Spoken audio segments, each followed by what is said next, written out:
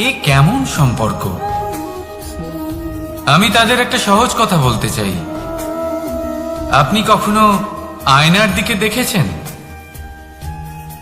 নিজের দুই চোখের দিকে তাকিয়ে জিজ্ঞাসা করুন, এই দুই চোখ একসাথে কেন বন্ধ হয়, একসাথে কেন খোলে, একসাথে কেন ঘুমোয়, একসাথে কেন কাঁদে? আজীবন কোনো এক মানুষের সাথে সম্পর্ক রাখা অবশ্যই সম্ভব, তাদের সাথে দেখা না করে। আমার আর রাধার ভালোবাসাও কিছুটা এরকমই, আর কিছুটা এরকমই হয় ভালোবাসা দুই নয়নের মতো, যারা কখনোই মিলিত হবে না, কিন্তু চিরকালের জন্য একসাথে জুড়ে থাকবে। এই অনুভূতি নিঃস্বার্থ হয়, আর এই নিঃস্বার্থ ভালোবাসা আপনাকে আনন্দের পথে অগ্রসর করে। জীবনে সবসময় নিঃস্বার্থভাবে ভালোবাসুন, শুধুমাত্র আনন্দই পাবেন। তাহলে আসুন আমার সাথে নিঃস্বার্থভাবে ভালোবেসে বলুন, রাধা রাধা। মানুষ, কোনো ব্যক্তির নির্মাণ হয় কিভাবে?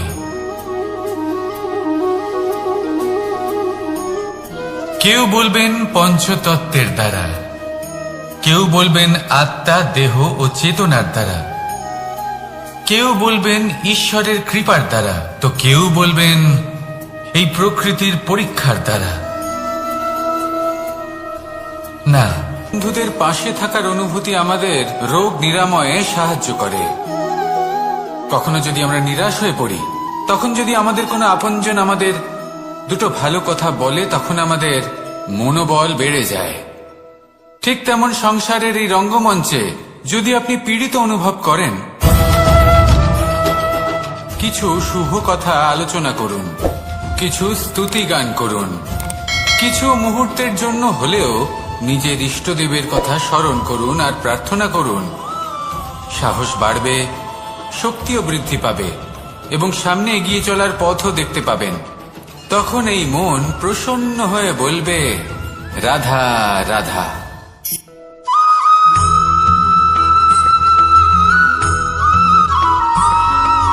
প্রত্যেক মানুষ নিজের জীবনে হীরক তথা হীরে এবং দর্পণ এই দুই দেখেছেন। এই দুই হলো সাদা এবং এরা দুজনেই আলোর প্রতিফলন ঘটায় এবং এরা দুজনেই উজ্জ্বল হয়ে ওঠে। আপনি হয়তো মনে মনে ভাবছেন যে এটা কি ধরনের তুলনা করছি। একটা হীরে তো রত্ন, তার মূল্য দর্পণের থেকে অনেক গুণ বেশি, কিন্তু হীরে থাকাতে দর্পণের মূল্য কিন্তু কোনো অংশে কমে যায় না, তাই না? মানুষ যখন হীরে নিজের হাতে নেয় তখন সবার আগে কি খোঁজে? দর্পণ, যাতে তার মধ্যে দিয়ে দেখে সে বুঝতে পারে যে সেই হীরে আদৌ তার শোভাবর্ধন করছে কিনা, তাকে ভালো দেখাচ্ছে কিনা, প্রসাধনের জন্য সেটা ব্যবহার করা ঠিক হবে কিনা। অর্থাৎ হীরের উপস্থিতিতে দর্পণের গুরুত্ব কম হলো না, দর্পণের কারণে হীরের মূল্য বোঝা গেল। আমাদের জীবনেও ঠিক এরকমই ঘটে। আপনারা যদি সংসারে নিজের আশেপাশে দেখেন, এমন অনেক মানুষ দেখতে পাবেন যারা নিজেদের ক্ষেত্রে মহান স্থানে পৌঁছেছেন, নিপুণ এবং শ্রেষ্ঠ হয়েছেন। আর তাদের মধ্যে আপনার নিজের মনে হয় যেন আপনি হলেন দর্পণ। নিজেকে ছোট মনে করবেন না। আপনার মূল্য কম হচ্ছে না, আপনার নিজস্ব মূল্য আছে। আর যদি আপনার অস্তিত্ব না থাকে, তাহলে ওনাদের অস্তিত্বের মূল্য সংসার বুঝতেই পারবে না। জীবনে সবসময় চেষ্টা করবেন যাতে আপনি আরো বেশি শ্রেষ্ঠ হয়ে উঠতে পারেন। আপনি নিজে যে স্থানে আছেন সেটাকে ছোট মনে করবেন না, তারও নিজস্ব একটা মূল্য আছে। যদি আপনি হীরে হয়ে থাকেন তাহলে অহংকার করবেন না, যদি আপনি দর্পণ হয়ে থাকেন তাহলে নিজেকে ছোট মনে করবেন না। আসুন আর আমার সাথে ভালোবেসে বলুন, রাধা রাধা।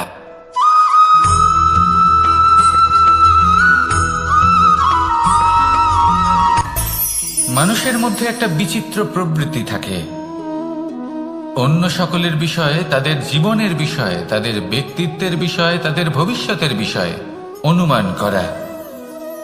এটা হলো অনুচিত।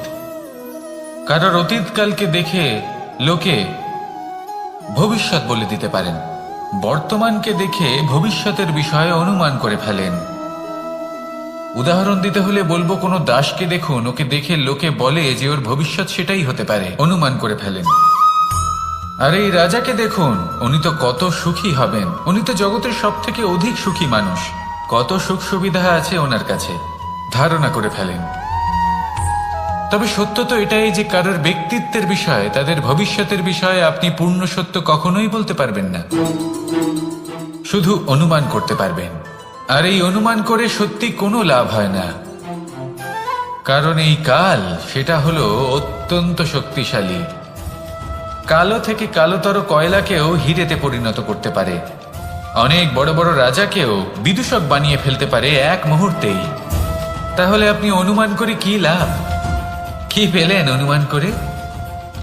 সেই জন্য কারোর বিষয়ে কোনো অনুমান করবেন না, তার ভবিষ্যতের বিষয়ে অনুমান করতে যাবেন না, কারোর বিষয়ে কোনো ধারণা করে নেবেন না। কিছু করতে হলে ভালোবাসুন, সবার মধ্যে ভালোবাসা ছড়ান, সবার মধ্যে ধন্যাত্মক ভাব ছড়ান। এই মন প্রসন্ন হয়ে বলবে, রাধা রাধা।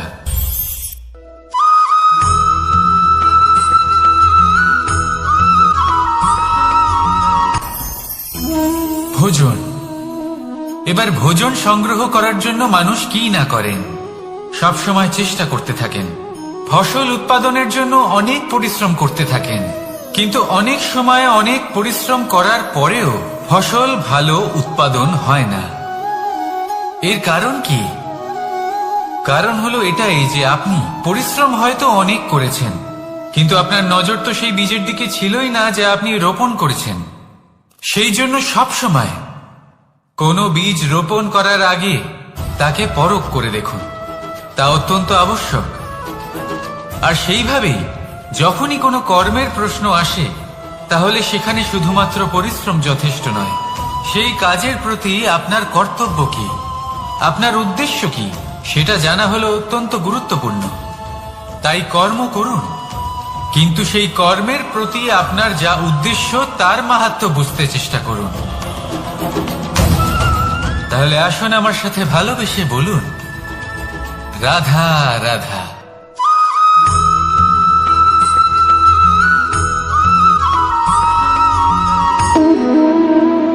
সম্পর্ক হলো আমাদের জীবনের একটি আধার।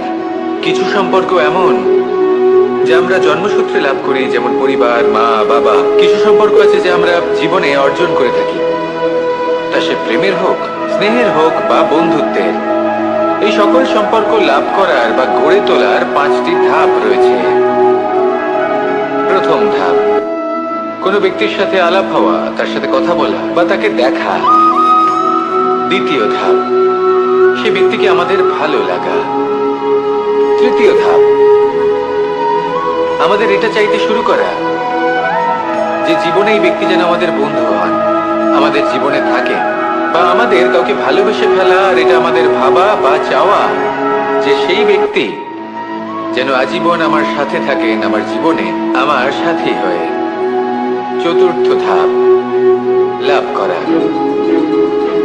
এবার এই ধাপটি অনেক মানুষের পক্ষেই খুবই সরল হয়, বড়ই সরল ভাবে নিজেদের সঙ্গীকে লাভ করে থাকে। কিছু মানুষের জন্য এই ধাপ অত্যন্ত কঠিন হয়ে থাকে। অনেক প্রতিকূল পরিস্থিতির উপর জয়লাভ করে তারা সঙ্গীকে লাভ করেন, কিন্তু লাভ অবশ্যই করেন। এরপরে আসে পঞ্চম, অন্তিম এবং সব থেকে গুরুত্বপূর্ণ ধাপ। সেটা হলো সেই সম্পর্ক পালন করা। এটা হলো এমন এক বিষয় যা প্রত্যেক মানুষের শেখা উচিত। যদি ব্যক্তি নিজের জীবনে সম্পর্ক রক্ষা করতে শিখে যান, তবে প্রত্যেক সম্পর্ক তার জীবনকে স্বর্গ করে তুলবে। আসুন আর আমার সাথে ভালোবেসে বলুন, রাধা রাধা।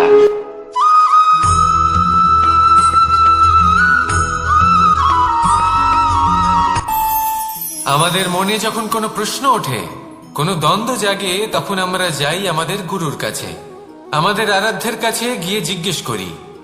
এইভাবেই একদিন আমি পৌঁছলাম আমার আরাধ্যের কাছে, আমার মহাদেবের কাছে, আর ওনাকে প্রশ্ন করলাম যে মহাদেব, জীবনে আনন্দ পাওয়ার, উৎসব পালনের, প্রেম ভাগ করে নেবার জীবনকে উপভোগ করে নেওয়ার সর্বশ্রেষ্ঠ সময় কোনটা?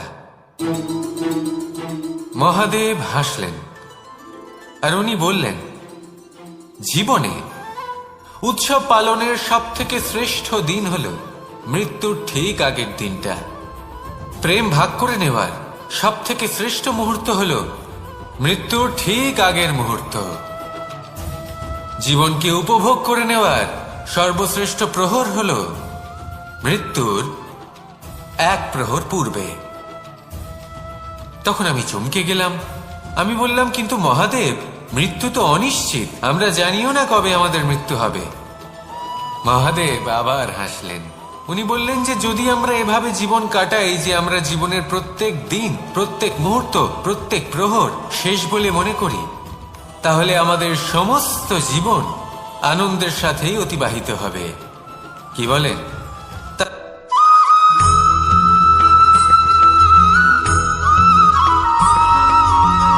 এই সংসারে কোনো বস্তু হোক বা ব্যক্তি হোক, তার একার গুরুত্ব কিন্তু খুব বেশি নয়। একটা উদাহরণ হিসেবে বৃষ্টির ফোঁটাকে ভেবে দেখুন। যদি একটি বৃষ্টির ফোঁটা হয় তাহলে তার খুব বেশি গুরুত্ব থাকে না, কিন্তু যখন সহস্র বৃষ্টির ফোঁটা মেঘের মধ্যে দিয়ে ঝরে পড়ে, তখন সেটা বর্ষার রূপ ধারণ করে। সেই বর্ষা যা এই প্রকৃতিকে শান্ত করে।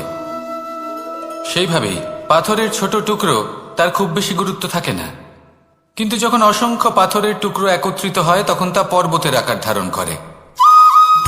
সেইভাবেই কিছু মানুষ যখন একত্রিত হন তখন তৈরি হয় পরিবার, কিছু পরিবার যখন একত্রিত হয় তখন তৈরি হয় সমাজ, যখন অনেক সংখ্যক সমাজ একত্রিত হয় তখন তৈরি হয় রাজ্য। এবার এই রাজ্যের সবথেকে গুরুত্বপূর্ণ ব্যক্তি হতে পারেন রাজা, কিন্তু তাও সেই রাজা একা কিছু করতে পারেন না। যুদ্ধ লড়ার সময় তারও নিজের সৈন্যদলকে প্রয়োজন পড়ে। কিন্তু এই সংসারে এমন একজন ব্যক্তি আছেন যিনি একাই সব কাজ করতে থাকেন, এবং সেই ব্যক্তি হলেন মা।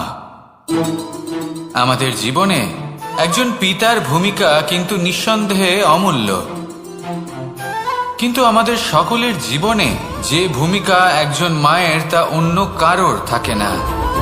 একজন মা একাই সন্তানকে বড় করতে পারেন, সংস্কারী করে তুলতে পারেন, তার জন্য পরিশ্রম করেন।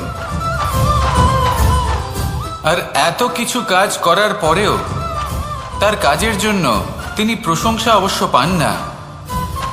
উল্টে যদি সেই সন্তান অনুচিত পথে চালিত হয়, অনুচিত কর্ম করে, তখন সেই মাকেই অপবাদের পাত্র হয়ে উঠতে হয়। আমাদের জীবনে মায়ের যোগদান কতটা সেটা বুঝুন। আপনাকে বড় করে তোলার জন্য উনি কতটা পরিশ্রম করেছেন সেটা বুঝুন। আজ থেকে, এখন থেকে, এই মুহূর্ত থেকে মাকে সম্মান করতে শিখুন। যখন সময় পাবেন, যখন সুযোগ হবে, তখন তার প্রশংসা করুন, ওনারও ভালো লাগবে। আর মায়ের এই মমতার জন্য, তার এই ভূমিকার জন্য আসুন সবাই মিলে আমরা তাকে প্রণাম করি, আর সকলে মিলে ভালোবেসে বলি, রাধা রাধা।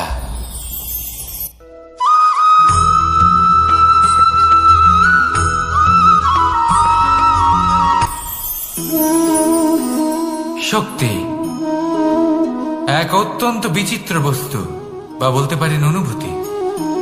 পিতা সবসময় চান যেন তিনি তার শক্তি পুত্রকে। আসুন আপনাকে সহজে বোঝাই। যদি আপনি সুপাত্র হন আর আপনাকে শক্তি দেওয়া হয়, তাহলে আপনি সেই শক্তির গুরুত্ব বুঝবেন, কোথায় সেই শক্তি প্রয়োগ করা উচিত সেটা বুঝবেন। আর এটা যেহেতু অর্জন করা শক্তি হবে, সেই শক্তির অপব্যবহার হবে না। কিন্তু যদি এই আপনি কুপাত্র হন আর যদি আপনাকে এই শক্তি দেওয়া হয়, তাহলে কি হবে? দেখতে গেলে এই শক্তি আপনি দান হিসেবে পেয়েছেন, তাই না আপনি এই শক্তির গুরুত্ব বুঝবেন, আর না এর প্রয়োগ আপনি জানবেন। তার অপব্যবহার হওয়া সুনিশ্চিত। তাই যদি আপনি কোনো শক্তি অর্জন করতে চান, তাহলে আগে তার যোগ্য হয়ে উঠুন। পুত্র নয়, পাত্র হয়ে উঠুন। আর আমার সাথে ভালোবেসে বলুন, রাধা রাধা।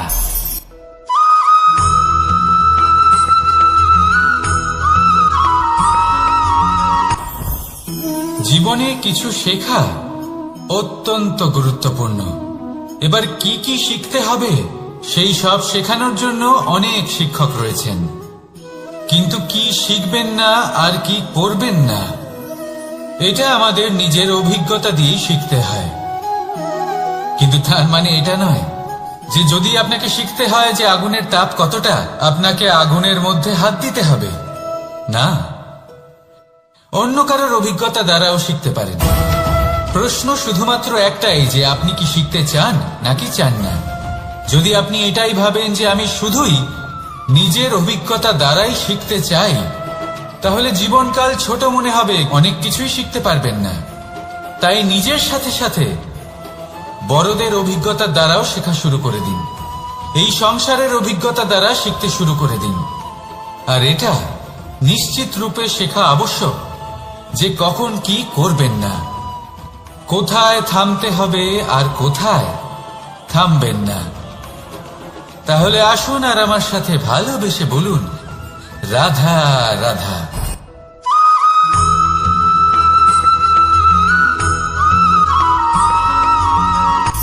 সূচের শেষে একটি ছিদ্র থাকে যার দ্বারা আমরা এই সুতো পরাতে পারি, আর তারপর সূচের সাহায্যে এই সুতো দিয়ে বস্ত্র সেলাই করা যায়। কিন্তু যদি সুতোটা সোজা করে ধরা না হয় তাহলে সূচে কখনো এই সুতো পরানোই সম্ভব নয়। যদি এতে কোনো গিঁট পড়ে তখন তা কখনোই এই ছিদ্র দ্বারা প্রবেশ করা সম্ভব নয়। ঠিক এইভাবেই যদি আপনি কারোর জীবনে প্রবেশ করতে চান, কারোর অন্তরে প্রবেশ করতে চান, তাহলে আপনাকেও সহজ থাকতে হবে। এতে কোনো গিঁট থাকলে চলবে না, অর্থাৎ মনে যাতে কোনো মালিন্য না থাকে, যেন কোনো কুচিন্তা না থাকে। যদি এসব থাকে তাহলে আপনি কখনো কারোর জীবনে প্রবেশ করতে পারবেন না। আর যদি কোনোভাবে আপনি প্রবেশ করেও যান তাহলে তার মনে ঘর করতে পারবেন না। নিজেকে এই সুতোর মতন করে তুলুন, সহজ। মনে যেন কোনো কুচিন্তা না থাকে, সবার প্রতি যেন সদ্ভাবনা থাকে, শুভ চিন্তা থাকে। এমনটা করতে থাকুন। এমন একটা দিন আসবে যেদিন এই সমস্ত সংসারের ব্যক্তির মনে আপনি বাস করবেন, আর তখন এই মন প্রসন্ন হয়ে বলবে, রাধা রাধা।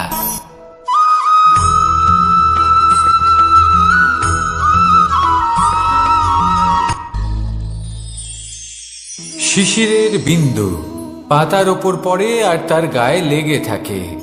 পাতা তাকে শুষে নিতে পারে না, আর শেষ পর্যন্ত সে ঝরে পড়ে যায়। অন্যদিকে রয়েছে মেঘ এবং চাতক। এদের মধ্যে অনেক দূরত্ব থাকে। মেঘ থাকে আকাশে আর চাতক থাকে ধরিত্রীতে। কিন্তু যখন এই মেঘ থেকে বৃষ্টি ঝরে পড়ে, এই চাতক কিন্তু সেই জলই পান করে, নয়তো সে তৃষ্ণার্ত থেকে যায়। এবার অন্যদিকে দেখলাম শিশির বিন্দু আর পাতার এই সম্পর্ক। এরা খুব কাছাকাছি থাকে, ঘনিষ্ঠও থাকে। অন্যদিকে রয়েছে মেঘ এবং চাতকের সম্পর্ক, যাদের মধ্যে অনেক দূরত্ব থাকা সত্ত্বেও তারা খুব ঘনিষ্ঠ, তাই না? এই সারমর্ম খুব সরল। এই নৈকট্য, এই দূরত্ব, তা আপনার সম্পর্কে প্রভাব কিছুতেই ফেলতে পারে না। এই নৈকট্য, এই দূরত্ব, এইসব হলো শুধুমাত্র মনের ব্যাপার। কখনো আপনি অনুভব করেছেন আপনি কারোর থেকে অনেক অনেক দূরে আছেন, অনেক দূরে আছেন, তাও সেই ব্যক্তির প্রতি আপনি টান অনুভব করেন। সেখানে আপনি কারোর সাথে প্রত্যেক দিন অতিবাহিত করেন, সমস্ত জীবন অতিবাহিত করেন, সব থেকে বেশি সময় তার সাথে অতিবাহিত করেন, তাও তার প্রতি সেই টান অনুভব করেন না। এই সংকেত হলো মনের দূরত্বের। তাহলে মনের এই দূরত্ব দূর করুন আর আমার সাথে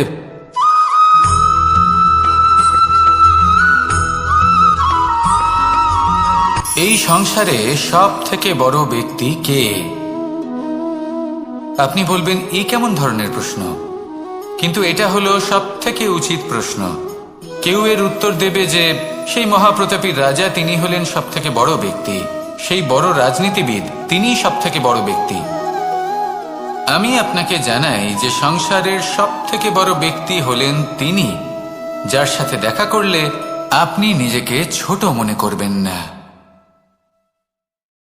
কোনো ব্যক্তি যিনি সব থেকে বেশি শক্তিশালী, আপনি যদি তার সামনে যান তাহলে উনি আপনার অন্তরের শক্তিকে বাইরে বের করে আনবে।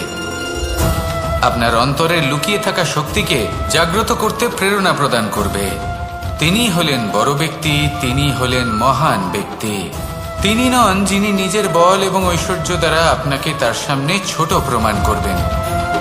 এবং সেই জন্য মহাদেব আমার আরাধ্য হলেন আমার খুব প্রিয়। কারণ রাজা হোক বা ফকির, কেউ যদি ওনার সামনে যান তাহলে সে নিজেকে ছোট মনে করেন না। আপনিও যদি জীবনে অনেক বড় হতে চান তাহলে কাউকে কখনো নিজেকে ছোট মনে করতে দেবেন না। তার অন্তরে বড় হয়ে ওঠার প্রেরণা প্রদান করুন। আসুন আমার সাথে ভালোবেসে বলুন, রাধা রাধা।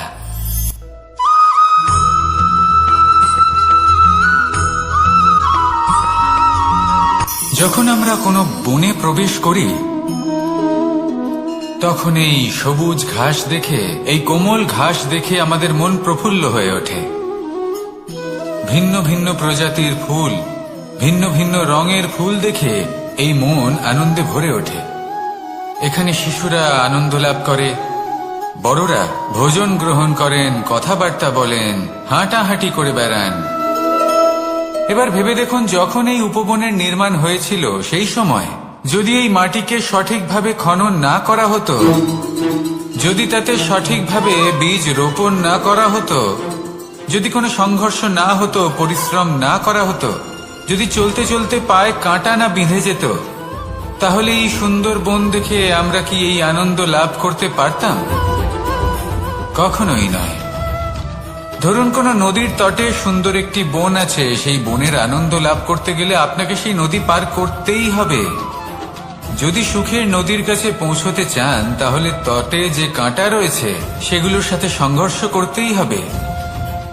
এই সংসারে যদি আপনি সুখ লাভ করতে চান তাহলে সুখ লাভের এই যাত্রা শুরু করতে হবে সংঘর্ষ দ্বারা। তাহলে সংঘর্ষকে স্বাগত জানান। এর পেছনেই সুখ রয়েছে যা আপনি আপনার সাথে রাখতে পারেন। আর যখন আপনার সাথে আপনার এই সাথী থাকবে তখন আপনি এটা বুঝবেন যে যখন জীবনে দুঃখ আসে তখন এই দুঃখ কমে যায়, সবার মধ্যে ভাগ হয়ে যায়। আর যদি তখন সুখ আসে তাহলে সেটা সবার উপস্থিতিতে আরো বেড়ে যায়। এটাই হলো প্রেম, এটাই হলো ভালোবাসা, এটাই হলো সঙ্গ। যেমন সম্পর্ক আমার আর রাধার মাঝে। তাহলে আসুন আর আমার সাথে ভালোবেসে বলুন, রাধা রাধা।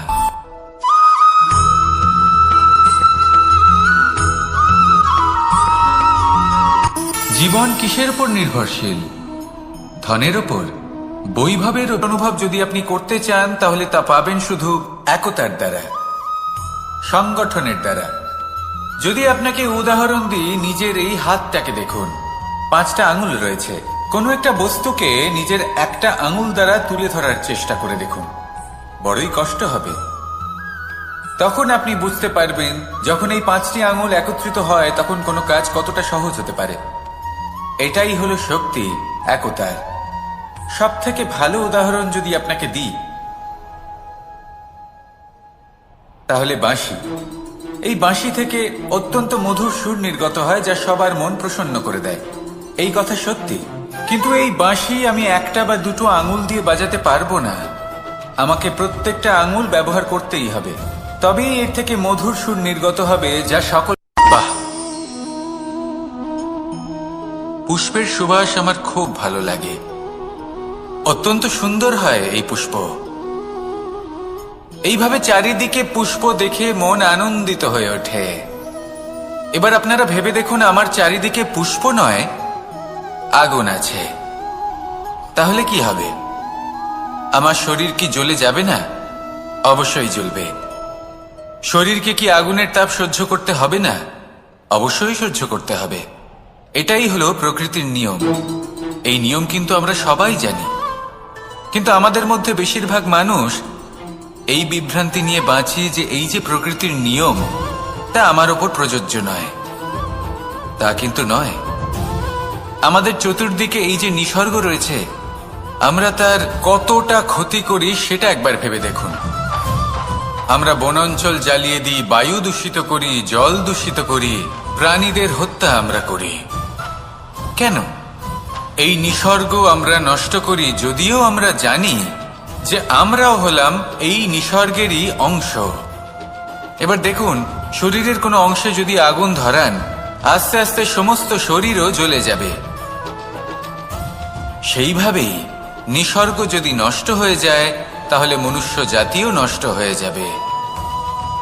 তাই এই যে নিসর্গ আপনি দেখছেন, এই পুষ্প, এই বৃক্ষ, বায়ু, জল, এদের সকলকে রক্ষা করুন, নষ্ট নয়। মনে রাখবেন, যদি নিসর্গ থাকে মানুষ থাকবে, যদি নিসর্গ থাকে তাহলেই জীবন থাকবে। আসুন আমার সাথে ভালোবেসে বলুন, রাধা রাধা। এই সংসারের সব থেকে বড় সুখ কি? কেউ বলবেন নিজের লক্ষ্য প্রাপ্ত করা, কেউ বলবেন ধন উপার্জন করা, কেউ বলবেন নিদ্রাই সব থেকে বড় সুখ, কেউ বলবেন রাজ্য লাভ করা, আবার কেউ বলবেন মাতার হাত থেকে খাবার খাওয়া, আদি ইত্যাদি। কিন্তু যদি সত্যি কথা বলি, এই সংসারের সব থেকে বড় সুখ হল সেবা করা। কখনো কাউকে সেবা করে দেখুন। এই সেবা দ্বারা অন্য কোনো মানুষের আশীর্বাদ লাভ করাতেই সুখ রয়েছে। আপনার সেবা ভাব দ্বারা যখন কোনো মানুষ নিজের অন্তরাত্মা থেকে আপনাকে আশীর্বাদ করে, তার থেকে বড় সুখ আর কিছুই নেই। কারণ প্রত্যেক মানুষের মধ্যে ঈশ্বর বাস করেন। নরের সেবাই হলো নারায়ণের সেবা। নিষ্কাম সেবা করাই হলো সব থেকে বড় সুখ। তাই নিজের অন্তরে সেবার এই ভাব জাগ্রত করুন। যে সুখের কথা আমি বলছি, সেই সুখ অনুভব করেই দেখুন। এই মন সুপ্রসন্ন হয়ে বলবে, রাধা রাধা। এই সংসারে সবাই বলেন, আমি অর্জুনের মতো হয়ে উঠতে চাই। সবাই চায় যে তারাও যেন অর্জুনের মতো গান্ডীব লাভ করে। তারাও চায় যে তাদেরকেও মহাদেব এসে পশুপতি অস্ত্র দান করবেন। তারাও এটাই চায় মহাভারতের মতো মহাসংগ্রামে বিজয়ী হতে। কিন্তু সবাই ভুলে যান যে অর্জুন যা হতে পেরেছিলেন সবকিছুই অর্জন করেছিলেন। যদি আপনিও অর্জুনের মতো গান্ডীব লাভ করতে চান, তবে আপনাকেও তার মতোই শ্রেষ্ঠ কাঠ নির্বাচন করতে হবে। সেই কর্ম আপনাকেই করতে হবে। তার প্রত্যঞ্চা যাতে তীব্র হয়, তার জন্য আপনাকে সর্বশ্রেষ্ঠ দড়ি খুঁজে বের করতে হবে। আপনার বাণ যাতে ঘাতক হয়, সেই জন্য আপনাকে নতুন নতুন ধাতু খুঁজে বের করতে হবে। সেই শিক্ষা আপনাকে লাভ করতে হবে, তবেই আপনার ইচ্ছে পূর্ণ হবে। অর্জুন হওয়া বড়ই সরল, যদি আপনি কিভাবে অর্জন করতে হয় তা জানেন। শুধুমাত্র স্বপ্ন দেখেন যারা, তারা কখনোই অর্জন করতে পারবেন না। কিন্তু যদি কেউ অজ্ঞাতবাস ভোগ করতে পারে, যদি কেউ লাক্ষাগৃহ থেকে পালিয়ে বাঁচতে পারে, যদি কেউ কঠোর তপস্যা করতে পারে, প্রতীক্ষা করতে পারে এবং পরিশ্রম করতে পারে, তাহলে সে অর্জুন অবশ্যই হয়ে উঠবে। যদি আপনি অর্জুন হয়ে উঠতে চান, তাহলে কর্ম করতে শিখুন আর আমার সাথে ভালোবেসে বলুন, রাধা রাধা। জীবন থাকলে লক্ষ্য অবশ্যই থাকবে। যদি লক্ষ্য থাকে, তার পথ অবশ্যই থাকবে। যদি পথ থাকে, তাহলে বাধা অবশ্যই থাকবে। আর এর উপরেই নির্ভর করে যে আমরা জীবনে সফল হব না অসফল, পুরস্কারের ভাগীদার হব নাকি তিরস্কারের। মনে করুন, আপনাকে একটা কাজ করতে হবে, আপনাকে পর্বত আরোহণ করতে হবে, আর সেই পথের ঢাল আপনাকে একাধিকবার ফেলে দেবে। পাথর আপনাকে একাধিকবার আহত করবে। এই অবস্থায় কি করবেন? সাধারণ মানুষ বেছে নেয় প্রতিশোধ। সেই পর্বতকে নষ্ট করে দেওয়ার চিন্তা ভাবনা করে, তার ভিতকে নড়িয়ে দেওয়ার কথা ভাবে সেই মানুষ। কিন্তু তাই জীবনে প্রতিশোধ নয়, পরিবর্তন বাছুন। বদলা নয়, বদল বেছে নিন। আপনার বাধা আপনার বন্ধু হয়ে যাবে। রাধা রাধা।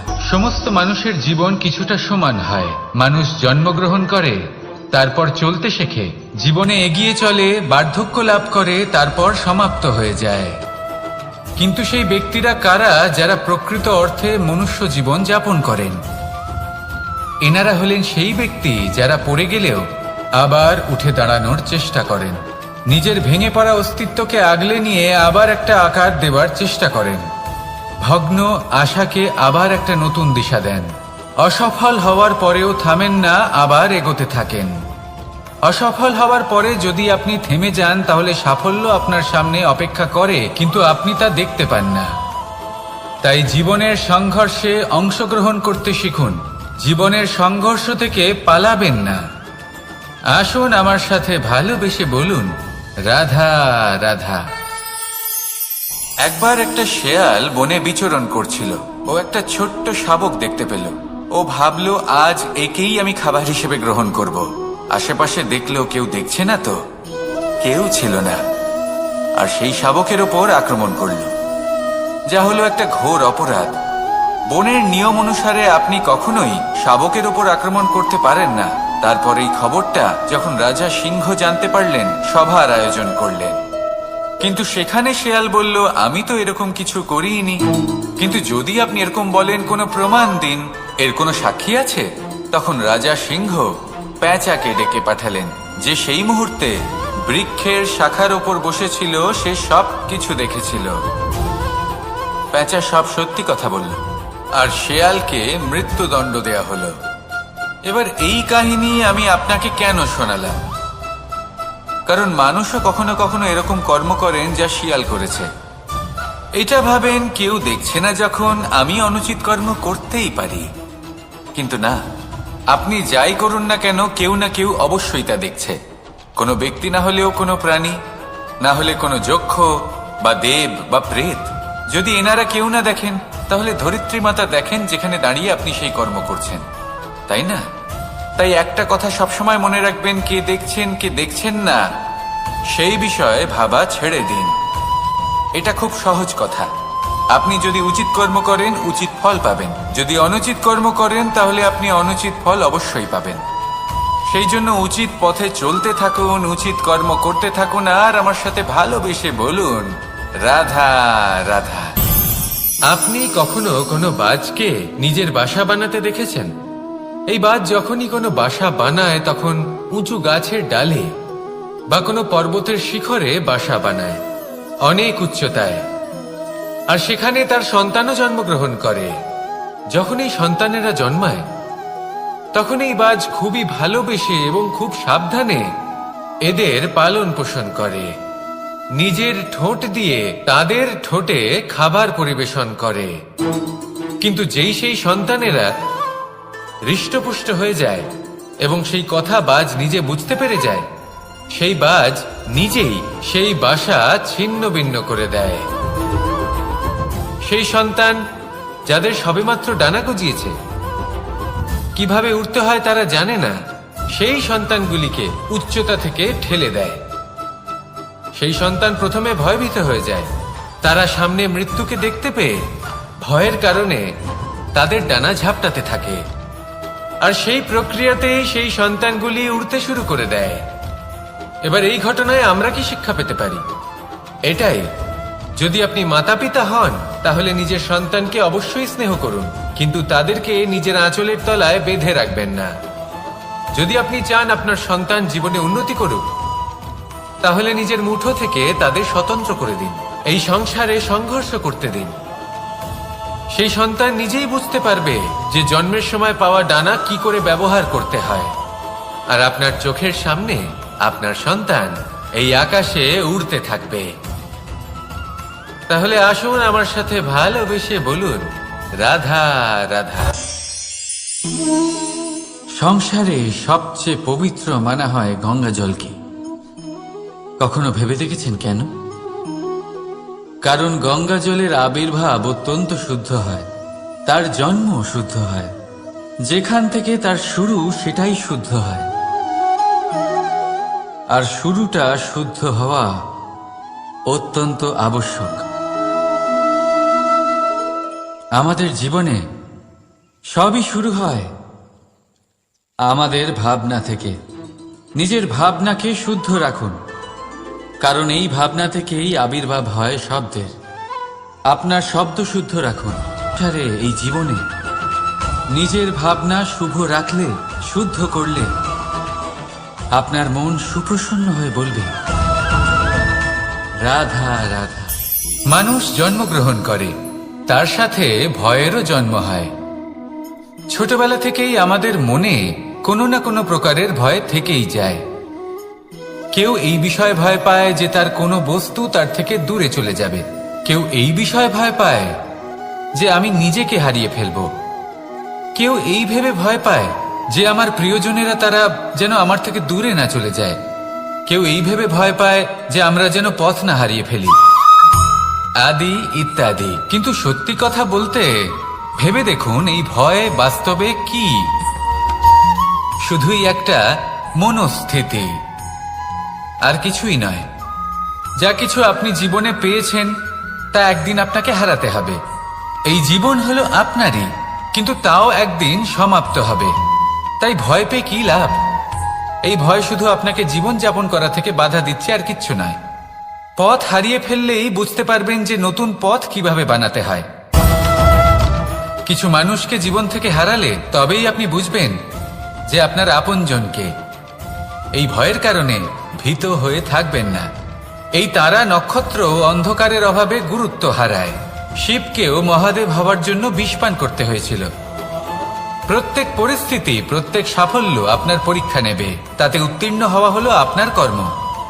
যখনই আপনি ভয় পাবেন বা সংকটের সম্মুখীন হবেন, তখন সাহসের সাথে তার সম্মুখীন হন। মনে রাখবেন, যে সম্মুখীন হতে জানে সাফল্য তার সাথে সবসময় থাকে। আসুন আর আমার সাথে ভালোবেসে বলুন রাধা রাধা। আমাদের হাতটা দেখুন। এই হাতে 5টা আঙুল আছে, যা ভিন্ন ভিন্ন ধরনের। একরকম কেন নয়? কারণ হলো প্রত্যেকের নিজের নিজের গুরুত্ব আছে, নিজের নিজের মাহাত্ম্য আছে।